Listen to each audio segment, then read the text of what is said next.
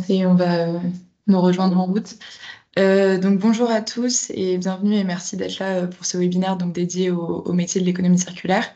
Donc très rapidement, je vais introduire ce webinaire peut-être en commençant par représenter très rapidement encore une fois l'Institut national de l'économie circulaire pour celles et ceux qui nous découvriraient peut-être avec ce webinaire. Donc très rapidement, donc on est une association basée à Paris qui regroupe plus de 150 adhérents tous secteurs et activités confondus. Donc, on représente des grandes entreprises, des fédérations d'entreprises, des plus petites entreprises, mais aussi des universités, des écoles, des collectivités et d'autres associations. Donc, un panel assez large avec pour but donc de sensibiliser et promouvoir l'économie circulaire. Donc, encore une fois, tout secteur confondu. Et c'est ce travail qui nous a mené donc à nous intéresser à la question de l'économie circulaire, donc dans l'emploi, et ensuite donc plus largement dans la formation et la relation avec les compétences. Puisqu'on s'est rendu compte, donc en parlant avec tous ces adhérents et aussi en suivant des travaux plus politique publique, donc par exemple la SNBC ou la loi AGEC, etc., on s'est rendu compte qu'en fait les sujets de formation et d'emploi devenaient de plus en plus critique et intéressant. Et voilà, et donc que ce soit des secteurs qui avaient besoin de recruter ou alors des écoles qui se posaient la question de refonder un peu leur offre, etc. C'était quelque chose qui nous intéressait. Et donc, c'est pour ça qu'on a décidé de lancer ce mois de l'emploi dans l'économie circulaire qui a commencé donc le 1er avril et qui va entamer sa dernière semaine. Donc, on a eu un programme assez chargé qui s'est principalement passé sur notre LinkedIn et sur notre site internet, où on a pu avoir donc pas mal de retours d'expérience, d'interviews, etc., d'adhérents, qu'on remercie encore une fois pour leur participation. Donc, ça a commencé avec un état des lieux un peu dans la législation et dans les politiques publiques. On a ensuite parlé pas mal de formation. On a ensuite parlé donc de métiers, et c'est pour ça qu'on se retrouve aujourd'hui donc pour faire un petit focus métier en écoutant donc les gens qui en parlent le mieux, c'est-à-dire 5 de nos adhérents, 4 d'ailleurs. Et ensuite, on va finir donc la semaine prochaine en parlant d'attractivité des métiers et de comment en fait rendre désirables les métiers de l'économie circulaire à ceux qui nous regardent. Voilà, sans plus attendre, je vais laisser la parole à nos adhérents. Donc, on va d'abord écouter Hélène Van Wes, qui est responsable des affaires sociales chez FEDEREC, donc la Fédération des entreprises du recyclage, du réemploi et de l'économie circulaire. On va ensuite écouter Dorothée Desrosiers-Julien, j'espère que je prononce bien, directrice des affaires publiques et de la communication chez Mobiliance. Ensuite, Olivier Dupuis, qui est directeur des compétences et des métiers d'avenir à l'AFPA, donc l'Association pour la formation professionnelle des adultes. Et finalement, on va écouter Colline Laurent, qui est chargée de développement pour Longue Vie aux Objets, qui travaille donc pour l'ADEME. Une petite minute donc sur les questions plus pratiques de ce webinaire. Les micros sont coupés, mais vous avez accès à un chat. Si vous avez des questions, n'hésitez pas pendant les interventions. On va co-animer ce webinaire donc avec Salomé, ma collègue qui est présente ici. Et donc on va récolter en fait les questions et on pourra ensuite avoir un petit temps d'échange à la fin des interventions des participants pour poser vos questions et ils pourront y répondre. Voilà, et donc ça devrait durer environ une heure. Merci beaucoup et je laisse la parole donc à Frédéric. Merci beaucoup. Bonjour à tous. Donc, effectivement, Hélène Van Wes, responsable des affaires sociales chez FEDEREC. Voilà, en une dizaine de minutes, je vais vous présenter les métiers qui sont dans nos industries et puis les évolutions, puis un petit focus également sur les besoins en compétences et les formations associées. Alors, très vite, un mot sur FEDEREC. Je ne sais pas si vous nous connaissez déjà. Donc, nous avons été créés en 1945, hein, donc une fédération patronale qui, jusqu'à cette année, intégrait les entreprises de collecte, tri et recyclage des déchets. Donc, non pas les déchets ménagers, hein, ça c'est une autre fédération, mais tout ce qui est déchets industriels. Depuis 2025, nous avons changé alors de logo, c'est pas le plus important, mais c'est surtout que nous avons intégré dans notre champ professionnel toutes les entreprises relatives au réemploi et à la réutilisation.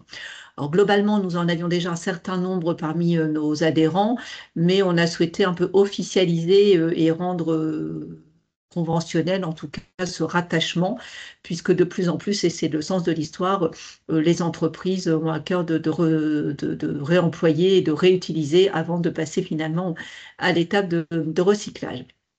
Là, pour Fédérec, un petit mot sur la slide d'après sur... j'attends que ça passe. Ouais, j'arrive. Ah, pardon. Voilà, sur merci, notre positionnement, vous dire simplement pour ceux qui sont peut-être également en région que nous sommes présents sur les territoires à travers des syndicats régionaux. Et donc, ça vous permet, si vous en aviez le souhait, en tout cas, de nous interpeller au plus proche peut-être de votre propre résidence ou lieu de travail.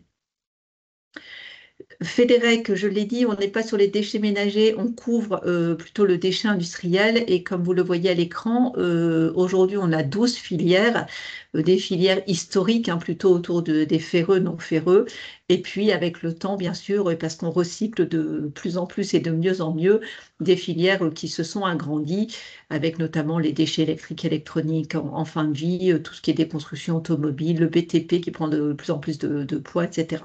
Voilà, donc 12 filières, 8 syndicats régionaux et tout ce qui est métier de la collecte, du tri et recyclage et réemploi. Voilà un petit peu pour nous définir. Quelques chiffres clés sur notre activité. Donc aujourd'hui, on est sur un chiffre d'affaires, vous voyez, de plus de 11 milliards d'euros, avec des investissements qui sont toujours très nombreux, puisque pour ceux qui ont eu la chance d'aller sur nos sites, on est sur une industrie extrêmement innovante, avec des process de recyclage et de tri très perfectionnés, et donc qui nécessitent des investissements toujours en hausse chaque année. Au niveau du nombre d'entreprises, 1200. Alors, quand on dit 1200, ça peut sembler finalement pas si important que ça, mais ça représente pas mal d'établissements. Vous le voyez en dessous, hein, 2450 établissements.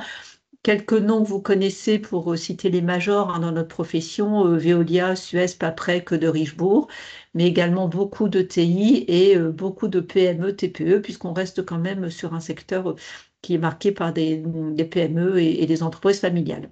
À l'écran, je ne vous fais pas le détail, mais vous voyez hein, l'estimation des tonnages de matières premières issues du recyclage produites en 2023, donc à peu près 31 millions de tonnes hors inerte en 2023.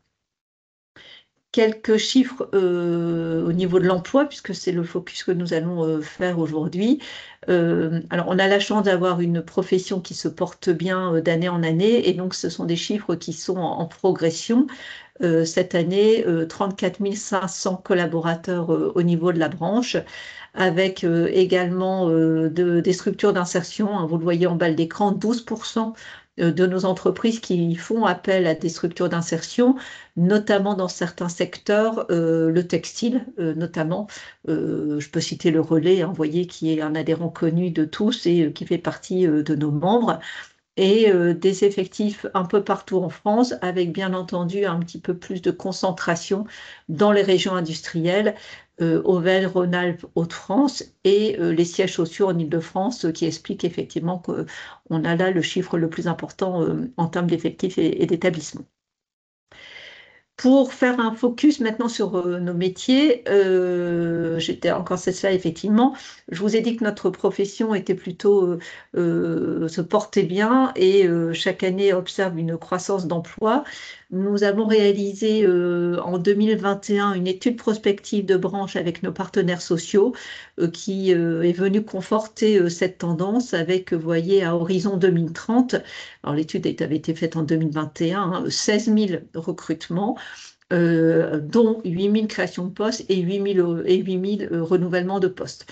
Donc, ce sont des recrutements directs, bien sûr, avec un ricochet en emploi indirect que je ne vous ai pas mis à l'écran, mais qui est important aussi.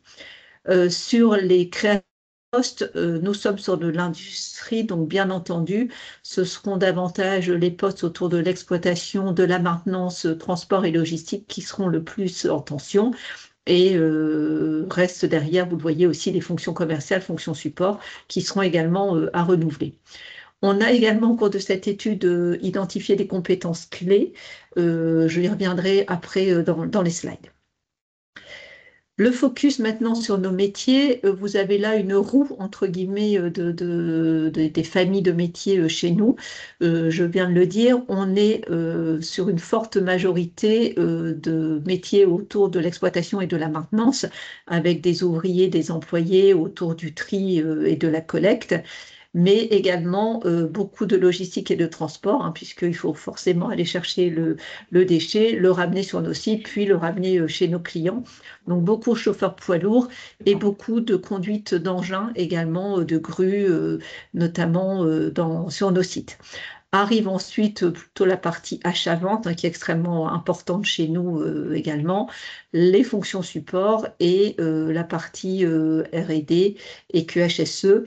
Vous le savez, comme beaucoup d'industries, on est soumis, notamment s'agissant de déchets, à des normes réglementaires et environnementales de plus en plus importantes. Sur la slide d'après, vous avez cette répartition par famille de métiers, mais là vraiment sur des postes, qui reprend un petit peu, hein, ce que je viens de vous dire. Donc vous le voyez, production logistique, ça représente quasiment 70% de nos effectifs, avec vraiment l'opérateur de production à 20%, le conducteur d'engin et le chauffeur à 30% si on réunit les deux. Donc vraiment des métiers en tension plutôt sur ces sujets-là. Et ensuite, ce qui se décline, comme je vous l'ai précédemment dit, sur les fonctions pilotage des process, la partie fonction support et la fonction commerciale. Sur la slide d'après, je vous ai fait un petit focus sur les compétences et les besoins en formation. Cette première slide fait état en fait de l'impact des facteurs externes sur les besoins en formation des entreprises. Donc vous voyez en fait que les réglementations sur le recyclage et les réglementations environnementales sont très impactantes en matière de besoins de formation. Arrive également troisième place les technologies de traitement des déchets. Donc ça, effectivement, pour nos entreprises, c'est important et elles vont devoir mettre en face, effectivement, et trouver surtout des formations très spécifiques sur nos métiers, ce qui n'existe pas forcément de manière transverse dans les organismes de formation actuellement sur le territoire, d'où la création, et j'y reviendrai après, d'une école dédiée à nos métiers par FEDEREC en partenariat avec l'AFPA et Olivier Dupuis qui intervient derrière moi. On d'y revenir aussi. Slide d'après. Vous voyez actuellement les besoins en formation sur l'écran. Je vous l'ai dit, on est sur de l'industrie, on est sur des formations et des compétences cœur de métier autour du transport, du tri, de la maintenance, etc. Donc, arrive en tête des besoins en formation, tout ce qui est formation sécurité, réglementaire et technique. Donc, le budget de formation, je vais dire, est absorbé très rapidement par ces sujets-là. Et c'est un impondérable, hein, pour nos entreprises. Arrivent ensuite les formations support, la partie commerciale, CLEA, savoir de base, socle de connaissances. C'est vrai qu'on accueille sur nos sites pas mal de personnes parfois éloignées de l'emploi et on a à cœur effectivement d'engager des formations sur les savoirs de base pour ces salariés-là. Slide d'après, là de manière plus précise sur les prochaines années. Vous avez toujours les besoins en formation, mais vous voyez qu'ils reprennent finalement ce qu'on constate déjà aujourd'hui. Donc, peu d'évolution, toutefois une attention à porter sur la partie informatique, puisqu'effectivement, on a quand même pas mal de logiciels internes et de logiciels métiers, avec une mécanisation, une automatisation, l'IA qui arrive également un petit peu dans nos métiers, qui nécessite également des formations un petit peu plus poussées dans ce domaine, qui viennent s'adosser aux formations techniques qui restent toujours en première partie. Un petit zoom, mais je ne parlerai pas trop longtemps puisque Olivier Dupuis a également prévu d'en parler. Je vous l'ai dit, des formations demandées par nos entreprises qui sont très spécifiques à notre secteur. Et le président national de FEDEREC a souhaité, avec ses élus il y a quelques années, donc 3 ans à peu près, lancer notre école du recyclage afin de créer vraiment des formations très spécifiques au secteur avec un réseau d'organismes de formation qui nous aident à créer les ingénieries et à dispenser sur les différents territoires ces formations. Donc, sur la slide d'après, quelques mots sur les objectifs de l'école, qui sont surtout de répondre à des besoins très spécifiques, nous l'avons dit, et puis aussi de créer des implications, des passerelles dans le métier, de favoriser l'alternance et de travailler beaucoup sur des parcours métiers d'innovation pédagogique. On a, dans ce cadre-là, répondu avec l'AFPA, et l'AFPA est porteur du projet. Je crois que c'est la slide d'après, à un ami CMA, un appel à manifestation d'intérêt, compétences et métiers d'avenir, pour un budget de 9 millions d'euros. Je laisserai peut-être Olivier en parler, puisque c'est l'AFPA qui est porteur de ce projet, mais qui nous permet effectivement d'engager sur les 5 prochaines années des projets de certification, de promotion, de formation qui intéressent nos entreprises et qui vont leur permettre de répondre aux enjeux de recyclabilité et d'incorporation des matières provenant des déchets. Voilà, je pense que j'ai tenu à peu près 10 minutes, qui était ma partie. Je vous laisse la parole et puis bien sûr je pourrai répondre à vos questions si vous en avez à l'issue du webinaire. Merci. Merci beaucoup, Hélène. Je vais maintenant passer la parole à Dorothée Desraux-Julian de Mobiliance. Bonjour à tous. Alors, donc moi je suis directrice des affaires publiques de Mobiliance. Alors, qu'est-ce que Mobiliance? Mobiliance, on est une organisation patronale également, qui représentons les métiers des services de l'automobile et de la mobilité. Donc, c'est un vaste écosystème de métiers qui représente à peu près 180 000 entreprises, donc essentiellement TPE, PME et ETI, et à peu près 560 000 actifs. Alors, si on cumule les salariés, les indépendants, qui maillent vraiment l'ensemble du territoire français. Et un très important, et j'y reviendrai juste après, effectif en matière de jeunes, de formation des jeunes, puisqu'on est une des branches les plus pourvoyeuses, notamment de contrats en alternance et d'apprentissage auprès des jeunes. Donc, on a un très vaste écosystème de métiers. Mobiliance, c'est 25 métiers aujourd'hui. Ce sont des activités, en gros, si je caricature, c'est tous les métiers de service de l'automobile et des mobilités en dehors de l'usine. Donc, le seul, je dirais, on ne représente pas les constructeurs, on représente tout le reste dans une branche qui s'appelle branche des services de l'automobile et que l'on anime donc en tant qu'organisation patronale. Dans ces métiers, vous avez, je dirais, à peu près 5 pôles de compétences. Un pôle lié à la distribution, donc distribution concessionnaire automobile. Distribution magasin de vélos, je dirais ce qui est un peu moins intuitif puisque notre branche s'appelant service de l'automobile, il faut savoir que nous avons également les métiers du vélo et on a également les métiers liés à la distribution de carburant, donc les stations-service et également le véhicule industriel. Donc, très très large réseau de métiers de distribution. Ensuite, nous avons tous les métiers de la réparation. Alors évidemment, là, on rentre en plein dans les sujets d'économie circulaire.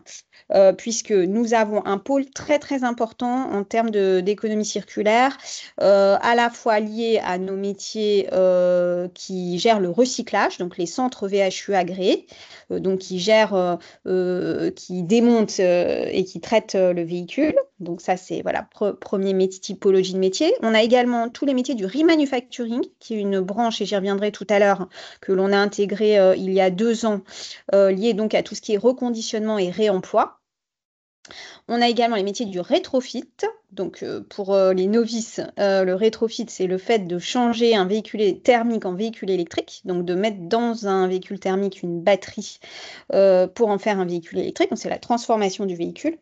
Et puis donc, tous les métiers de la réparation, donc les garagistes, les agents, les carrossiers et les contrôleurs techniques. Et également les centres auto. Donc, ça, c'est le deuxième pôle de métier. Ensuite, on a tous les startups, ce qui est aussi important puisque c'est toutes les nouvelles activités liées aux activités de covoiturage, d'autopartage, tout ce qui est mobilité partagée, la location, tous les métiers de la location de véhicules, les auto-écoles.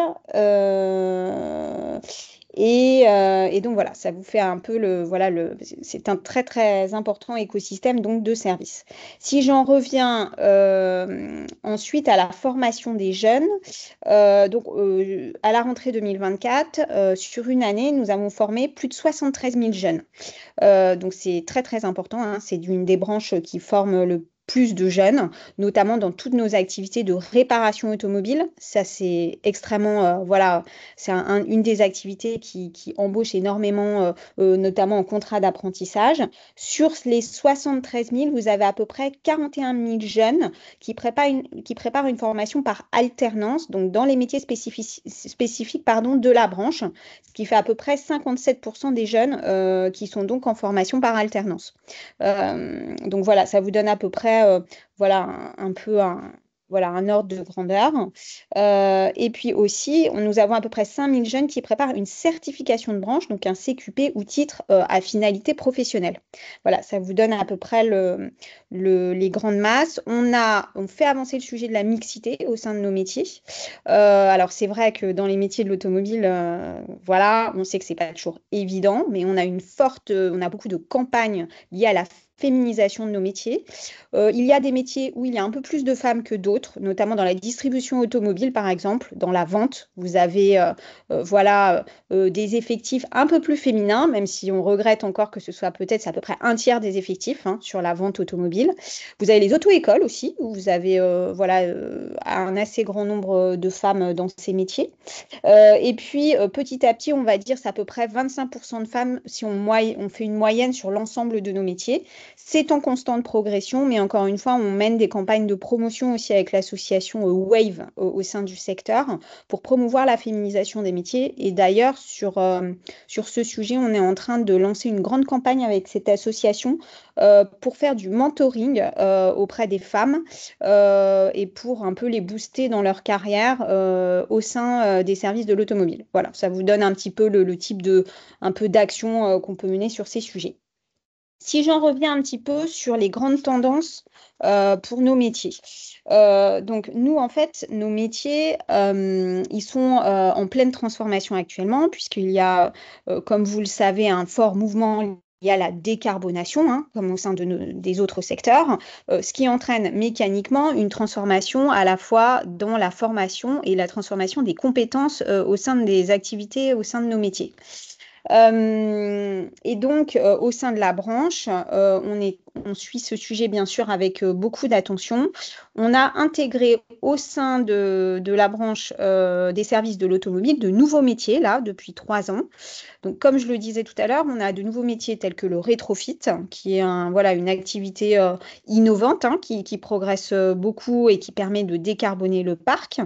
Nous avons également tout ce qui est l'installation, enfin les opérateurs de bornes de recharge, puisque lié à la décarbonation effectivement de l'automobile, il y a évidemment le gros sujet de l'électrification du parc, qui est le mouvement majeur, puisque aujourd'hui, lié aux réglementations à la fois européennes et nationales, depuis notamment la loi d'orientation des mobilités en 2019, eh bien, vous avez tout un outil, un appareillage réglementaire qui fait progresser très rapidement l'électrification du parc. Vous avez eu la loi climat et résilience après au niveau national. Vous avez eu au niveau européen le fameux Green Deal qui encadre la fin du véhicule thermique en 2035. Et tout cela, ça a évidemment des impacts très, très importants sur nos métiers, d'où l'intégration de ces nouvelles activités au sein de la branche. Donc, vous avez les opérateurs de bornes. On a également intégré tout ce qui est remanufacturing, réemploi, et puis enfin tout ce qui est également traitement des batteries, puisque le traitement des batteries en fin de vie, c'est évidemment un des très importants sujets liés au traitement globalement du véhicule électrique. Donc on fait, voilà, on fait avancer tous ces sujets. Il faut savoir qu'au sein de nos métiers, on a un certain nombre aujourd'hui de métiers en tension, c'est-à-dire où on a du mal à recruter, notamment tout ce qui est métier chez les garagistes. Voilà, il y a moins de vocations qu'avant, ça reste des métiers voilà, en forte tension, en fort problème de recrutement. Vous avez également le métier du contrôle technique, où aujourd'hui vous avez à peu près 1000 emplois à pourvoir, où pour tout un tas de facteurs, voilà, on a beaucoup de mal, les métiers ont beaucoup de mal à recruter. Et donc, dans ce cadre-là, la branche a vraiment à cœur de mener tout un tas d'actions. Alors, je vais vous en citer quelques-unes. Déjà, on a lancé un club rassemblant tous les RH de la branche qu'on fait un peu brainstormer tout au long de l'année avec des assises des DRH qu'on tient chaque année où on discute effectivement de toutes les thématiques de recrutement, d'évolution des métiers et de tout l'impact de toutes les problématiques de la transition énergétique sur les métiers et les compétences, qui est vraiment un sujet très très important au sein de la branche. Dans le cadre des futures assises RH, on a lancé également l'élaboration d'un guide pour promouvoir tous les dispositifs de branche lorsqu'on recrute au sein de nos métiers. Donc voilà, pour faire vraiment une communication poussée via les DRH de la branche, enfin des métiers de la branche, à l'attention des futurs recrutés, parce que en fait, on a un vrai sujet aujourd'hui de valorisation globale des métiers. Par ailleurs, on a mené des grandes campagnes, notamment une campagne, alors vous l'avez peut-être vu, notamment en télé, en radio, qu'on a réalisé avec l'agence Havas autour du thème de la clé et qui s'appelle Un monde à faire tourner. Donc, je vous invite à aller regarder sur Internet. La campagne est disponible sur YouTube. Mais en tout cas, qui montre l'attractivité de l'ensemble des métiers des services de l'automobile et avec le soutien de l'Opcomobilité. On a également une semaine dédiée à nos métiers chaque année au mois de début février avec à peu près 500 événements par an dans toute la France, à la fois dans les CFA et dans les lycées professionnels pour mener voilà, des actions de sensibilisation à la fois auprès des jeunes, mais aussi auprès de leurs parents, hein, puisqu'ils sont aussi prescripteurs. En tout cas, voilà, on a cette campagne chaque année. Et puis enfin, on vient de relancer une plateforme d'offres d'emploi qui s'appelle Job to Move, qui est spécifiquement dédiée aux emplois des services de l'automobile et qui permet voilà, de montrer un petit peu toutes les opportunités au sein de cette branche et tous les emplois dans nos différents métiers. Voilà, ça vous montre un petit peu l'ensemble des actions qu'on mène. Mais c'est vrai qu'aujourd'hui, globalement, dans nos métiers de service, on voit que, et c'est vraiment le sujet en ce moment, c'est il faut faire naître des vocations sur les métiers automobiles.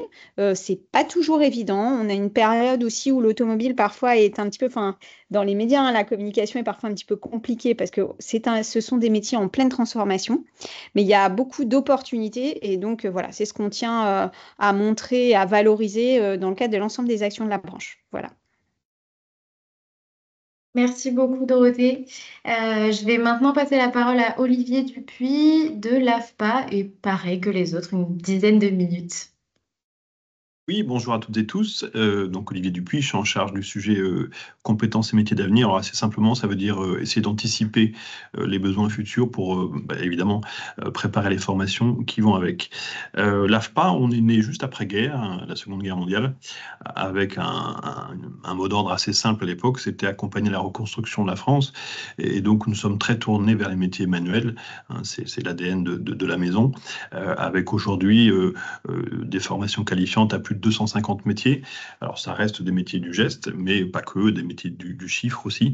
Donc on s'est ouvert aussi sur des métiers plutôt de service, mais traditionnellement on est plutôt sur des métiers manuels.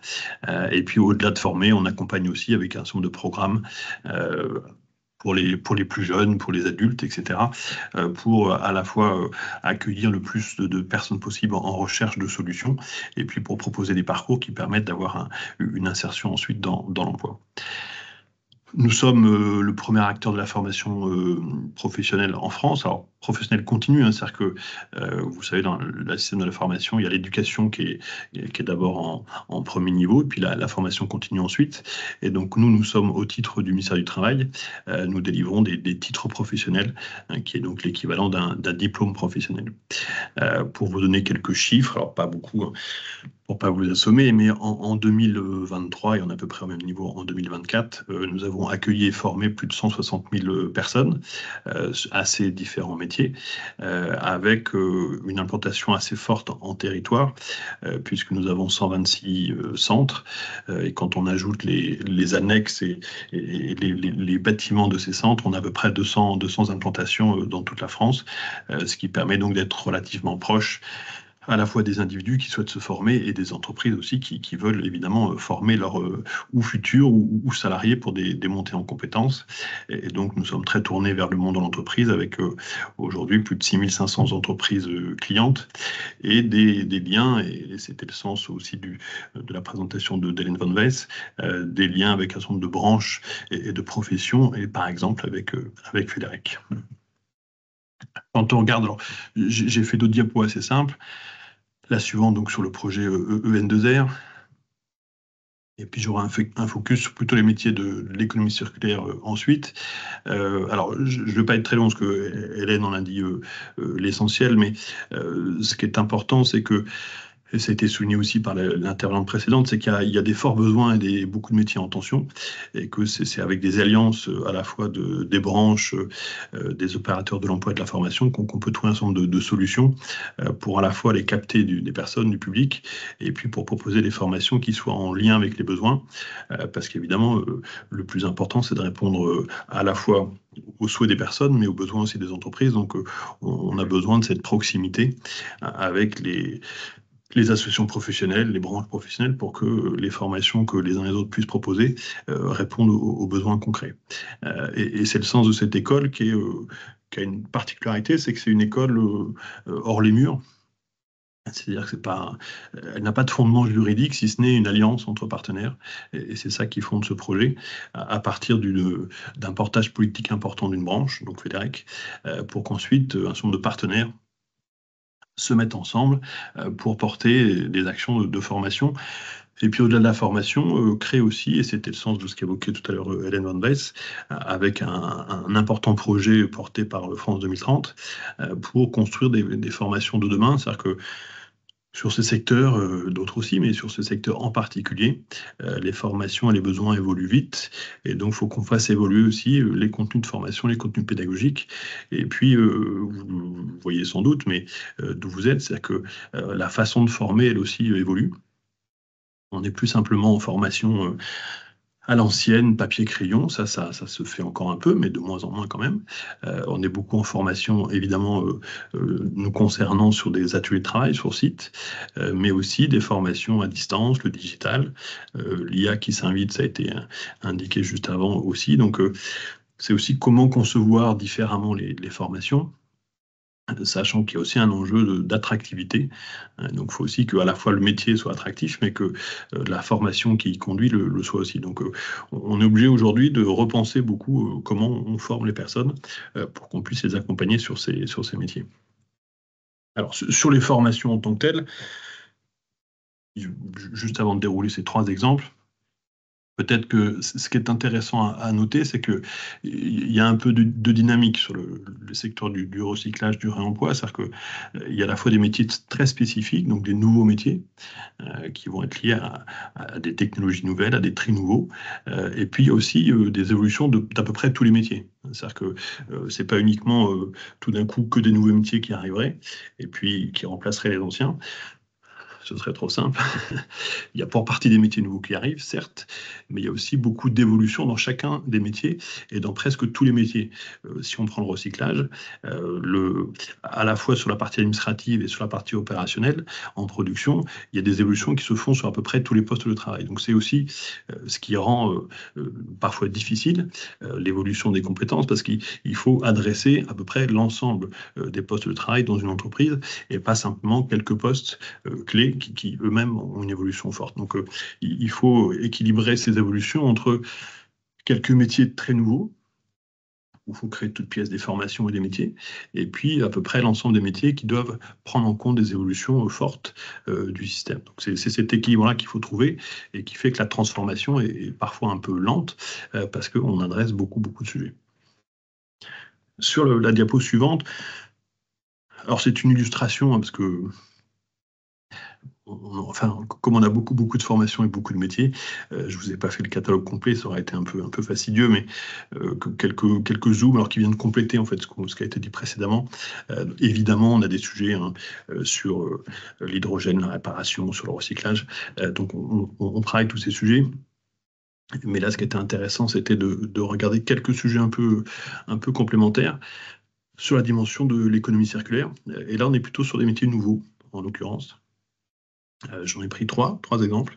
L'agent de reconditionnement numérique, donc c'est comment je pars des smartphones, des ordinateurs, des tablettes, etc. Et que je donne une deuxième vie à ces objets. Alors, le plus souvent, il en faut plusieurs pour en refaire un. Alors, les ratios varient suivant le matériel, mais on peut assez facilement se dire qu'avec 3 anciens matériels, on en fait un d'occasion qui est reconditionné et qui permet donc de recycler les objets et de ne pas les recycler tout de suite. C'est important, c'est-à-dire que la réutilisation est un des premiers leviers de réduction de notre consommation. Et donc c'est un métier important, alors qui se développe relativement de façon importante chez nous et chez les opérateurs en direct. Donc ça, c'est un métier qui est en bonne dynamique.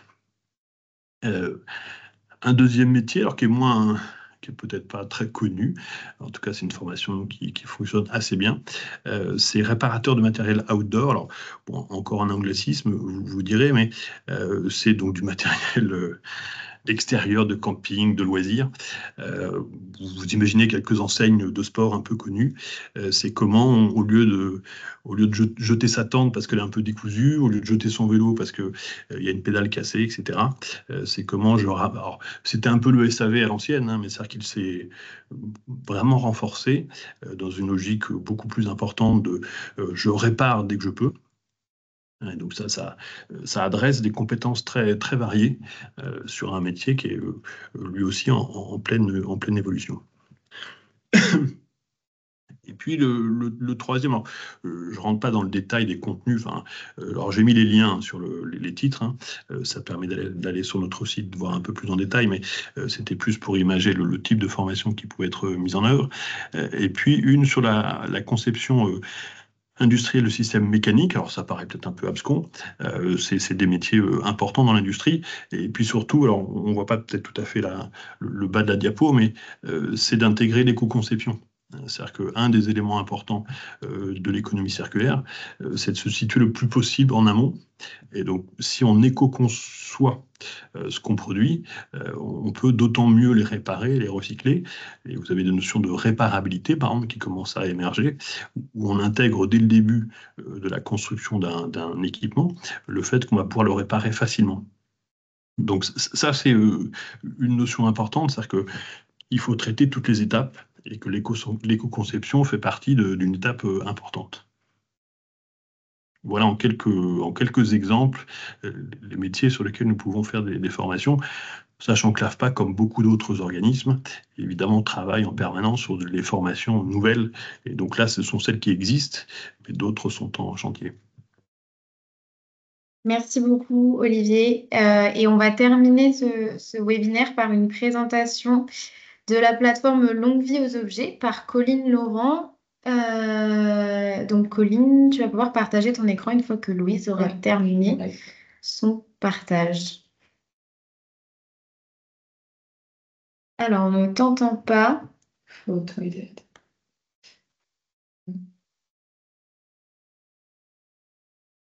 Non, on a un petit problème de son. Ok, elle se reconnecte.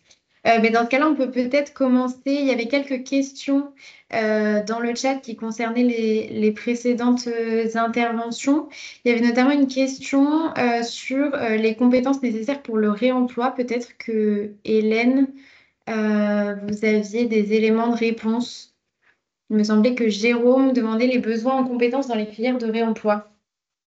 Alors, on est sur beaucoup de tri manuel, en fait, donc notamment dans le textile et dans la partie des 3E, équipement électrique et électronique en fin de vie. Donc, pour ça, nous, on a un opérateur de tri manuel, une certification, en fait, qui va définir précisément les bons gestes et surtout la reconnaissance en fait des matières. Donc c'est beaucoup effectivement du tri manuel et encore une fois on a adapté une certification pour pouvoir répondre à cette demande. Allô? Ah, c'est bon. Merci beaucoup Hélène et on reviendra aux questions juste après l'intervention de Colline. Eh bien, désolée pour cette petite interruption. J'arrive tout de suite avec un petit partage d'écran du coup. Est-ce que vous voyez bien mon écran? Très bien. Ok, super. Eh bien, ravie d'intervenir pour terminer ce cycle de présentation. C'était super intéressant. Merci beaucoup aux précédentes intervenants et intervenantes. Moi, du coup, donc, je m'appelle Colline Leroy. Je travaille pour une start-up d'État qui s'appelle Longue Vie aux objets, portée par l'ADEME. Nous, on n'intervient pas sur le sujet de la formation au métier de l'économie circulaire. Par contre, on en offre une vitrine à travers nos outils. Et donc, c'était l'occasion de vous faire découvrir ces outils-là. Je ne sais pas du tout si les personnes qui sont connectées sur ce webinaire sont des personnes qui sont en recherche d'emploi sur leur territoire ou plutôt des acteurs de l'économie circulaire. En tout cas, je vais faire très rapide. Nous, du coup, on propose 2 outils numériques pour valoriser les acteurs de l'économie circulaire sur les territoires. Donc, on va dire, si vous êtes en recherche d'emploi, ça va être utile pour vous pour identifier où est-ce que vous pouvez aller découvrir ces métiers sur le terrain autour de chez vous. Et si vous êtes un acteur de l'économie circulaire, ça peut être chouette de vérifier que vous êtes bien référencé sur ces outils pour vous assurer que cette vitrine qui vous est offerte est bien active pour vous. Donc, je vous en fais une petite démo très rapide. Le premier, on l'appelle l'assistant au tri. C'est vraiment un outil pour le citoyen, hyper simple, pensé pour l'aider au quotidien à jeter son déchet dans la bonne poubelle ou apporter son objet chez un réparateur, chez une structure du réemploi, en fonction de son état. Donc, si par exemple, on a un smartphone entre les mains, on va taper smartphone. S'il est en mauvais état, on va être incité à le faire réparer ou à le recycler. Et si en revanche, il est en bon état, on va être incité à le donner ou à le revendre. Et dans les 2 cas, on a une petite carte où l'apporter. Donc, par exemple, moi actuellement, je me trouve à Paris.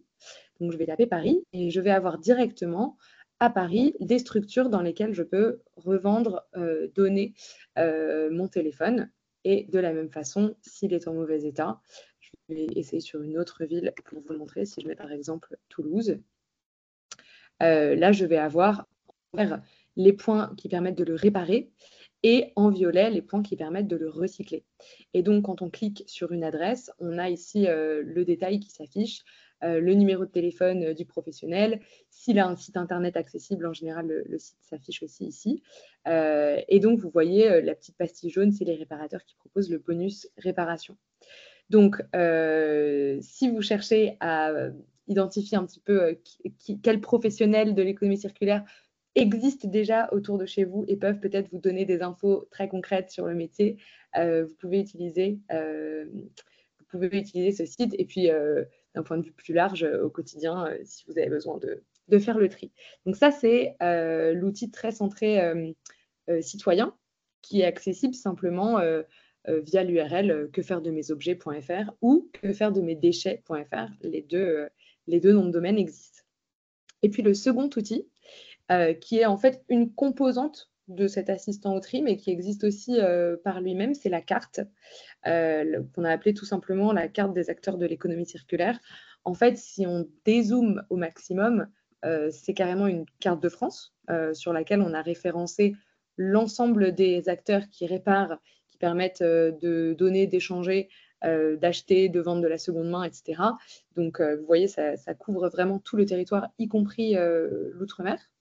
Et en fait, l'intérêt de cette carte, c'est qu'elle est paramétrable par territoire.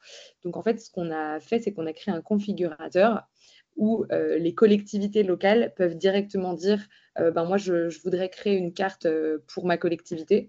Donc, par exemple, si je tape la métropole du Grand Paris, prévisualisée, et là, je vais avoir l'aperçu de la carte directement sur ma collectivité.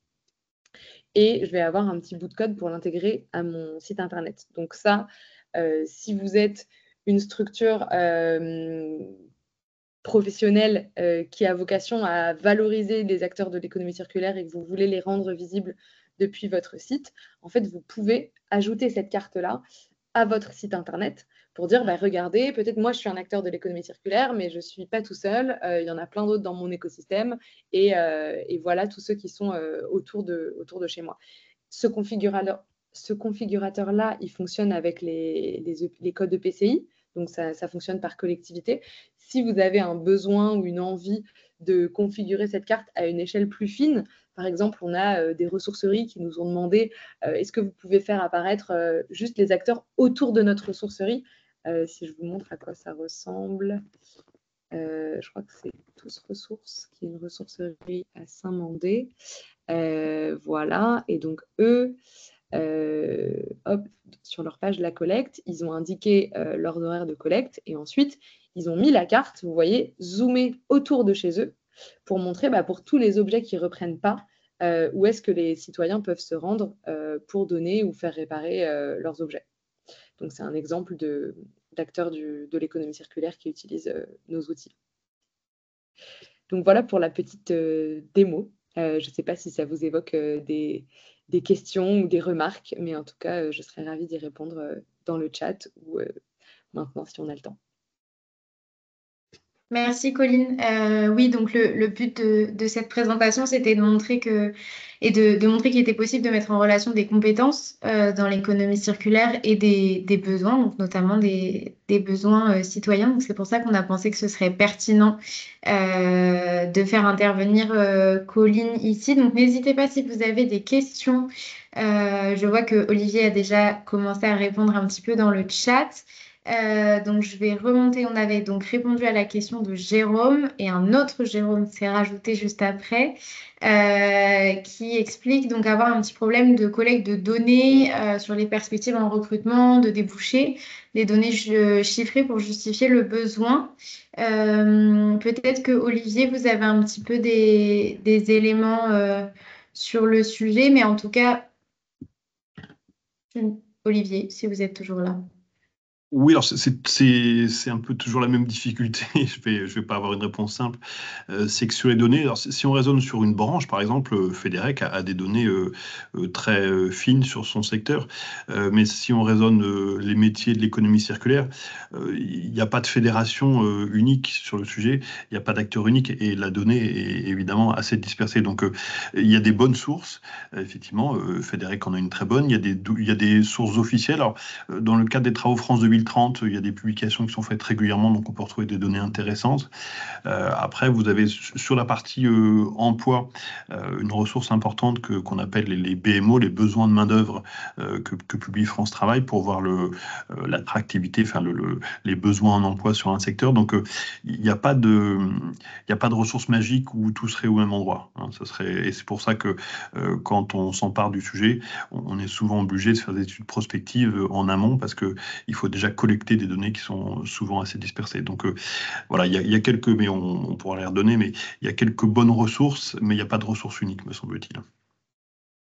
Très bien, merci beaucoup. Il y avait également un peu dans cette dynamique une question de Mathilde, mais plutôt sur les métiers cadres.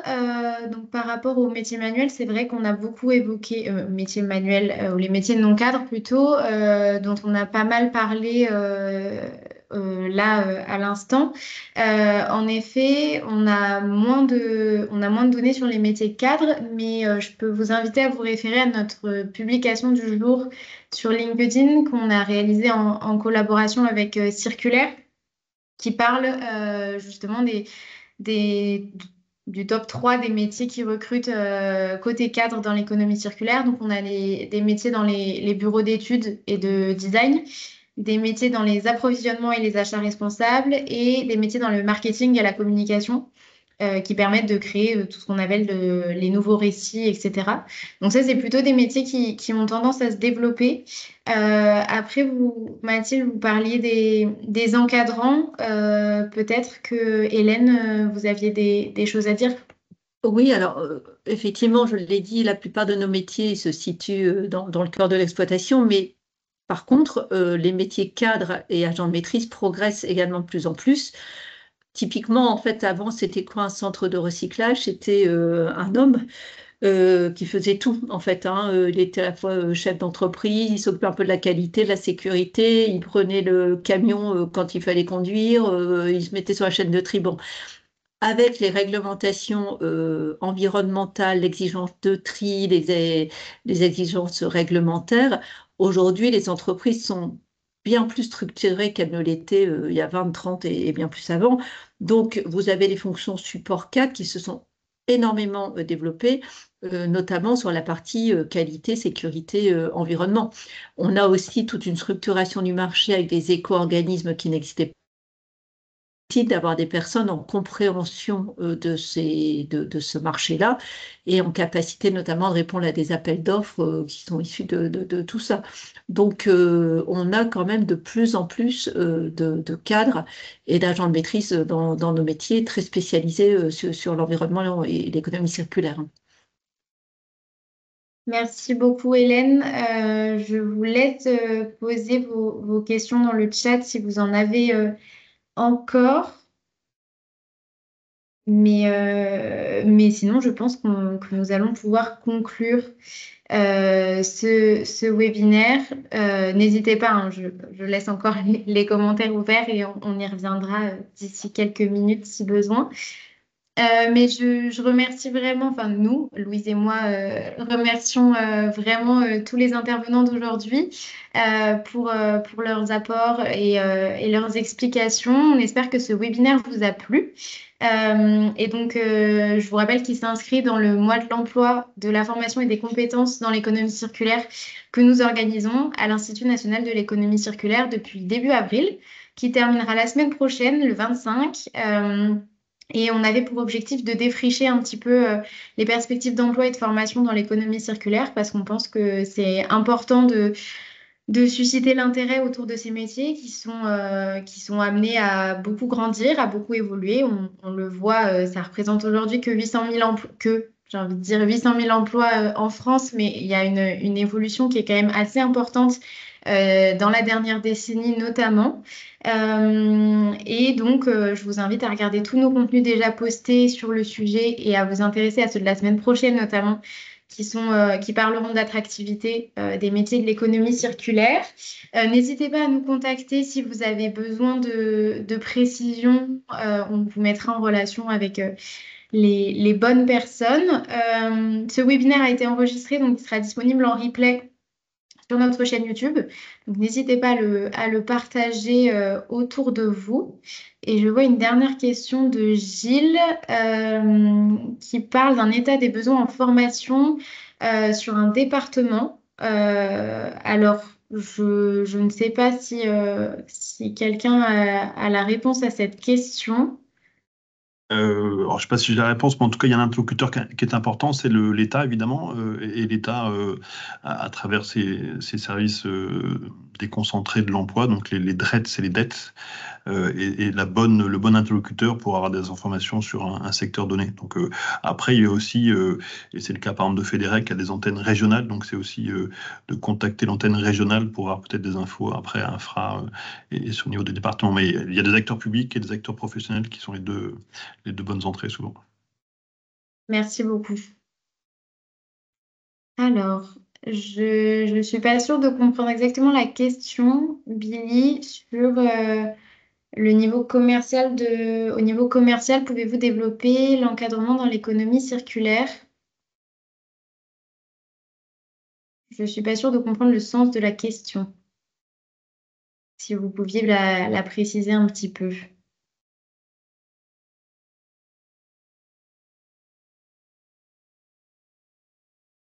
Ou peut-être qu'on peut vous donner la parole. C'est plus simple pour vous. Ah, pardon, ok. Ben, je ne sais pas si...